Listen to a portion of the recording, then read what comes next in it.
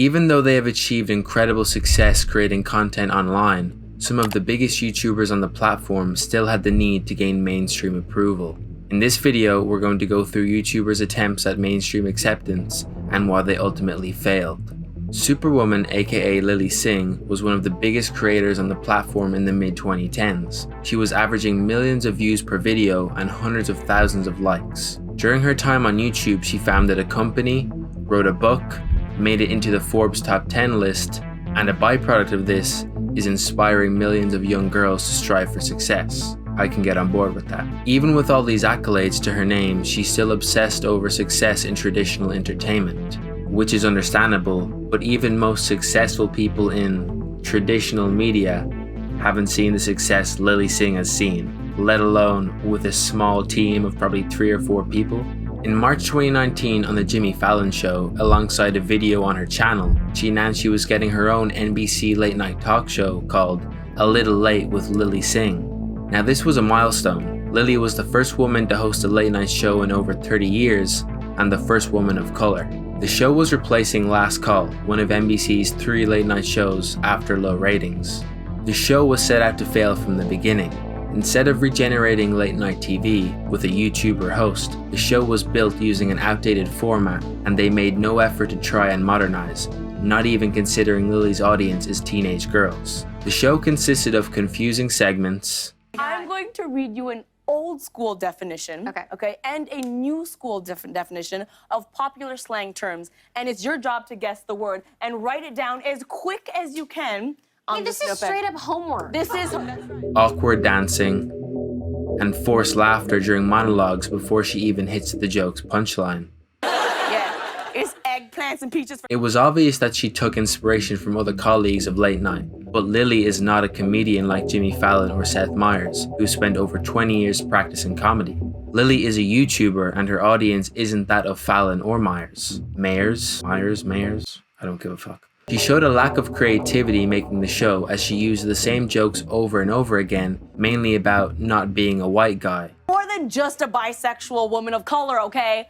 It's a complete coincidence that I chose a network whose logo is also the pride flag. Along with being accused of stealing jokes. Unlike other late nights, all the episodes were pre-recorded, so they were never relative to current events, which is another reason for people not tuning in. That, and it didn't air until 1:30 a.m. which is the graveyard shift, and you gotta start at the bottom, but that's 1:30 a.m. What's hard to understand is why a YouTuber who had complete creative control would move to late night, the most strict creative format there is. The show lasted over 100 episodes and had both negative and positive reviews. After 2 seasons, the show was cancelled and replaced by a Peacock original show. A Peacock original talk show, The Amber Ruffin Show. Never heard of that person in my life. I can't talk shit because she has a TV show and I'm in my bedroom. Since her show was cancelled, her YouTube channel has been left in the dust with rare uploads and a huge loss in views. But Lily Singh did succeed where Jake Paul couldn't. In 2016, Jake Paul had a role in Dance Camp that was just bad.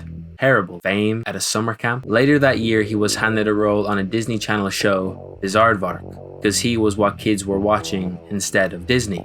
He played the role of Dirk Mann, and his character wasn't too far from his online personality.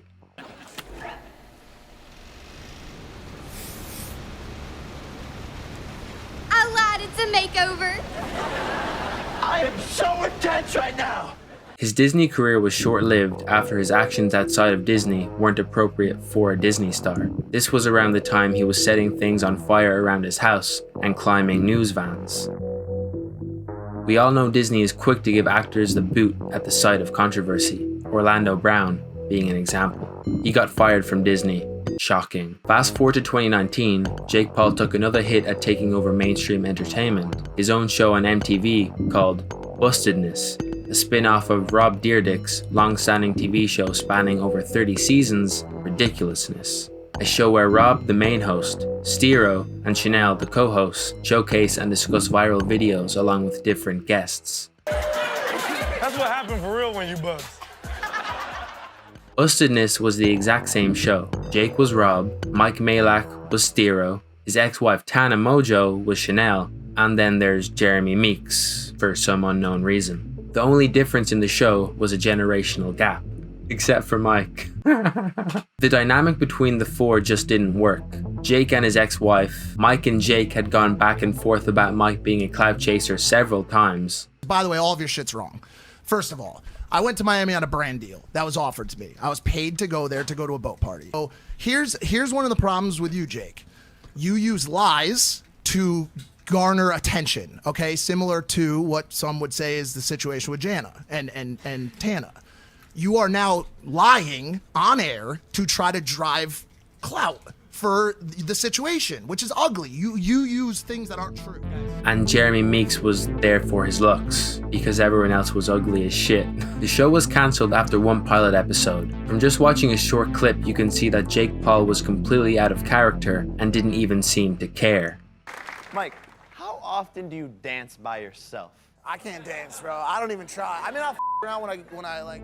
Jake's rival Keemstar tweeted the show was cancelled because MTV executives didn't care for Tana, but Mike hit back saying they only shot pilot episodes and they never had a contract.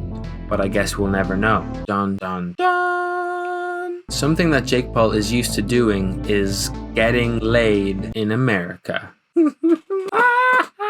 Dying alone. Laid in America was another YouTube movie. KSI and Casper Lee joined forces to create a project that would haunt them for years to come.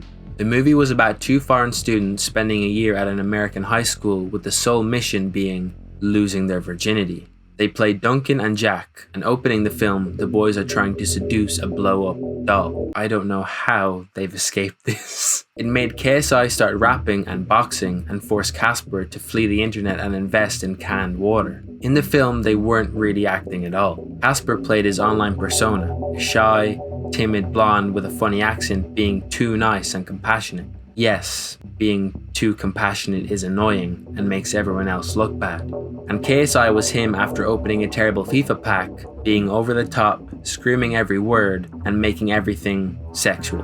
The problem with YouTube movies is that they're never written by YouTubers, so the type of jokes that made the creator popular aren't used. Casper and JJ are called into the principal's office and are made fun of for being virgins, which is against Twitch terms of service. What the fuck am I actually saying? They're drugged and kidnapped by Bobby Lee. It's a roller coaster. I'm not going to tell you what happened. You're going to have to go and watch it yourself. You can purchase it on YouTube Movies. I'm not telling you if they succeeded. The film got mixed reviews, some calling it a rival to Shawshank Redemption, and others calling it really not the best and writing an essay telling us why. The film received a rating of 4.4 out of 10 on IMDb, which is better than prime partner Logan Paul's IMDb film scores. Logan Paul made a number of bad movies, but I didn't want to have to watch them. Here's a clip from Airplane Mode where Logan hides his almond milk in his sock drawer, demonstrating comedy, mastery, just pure perfection.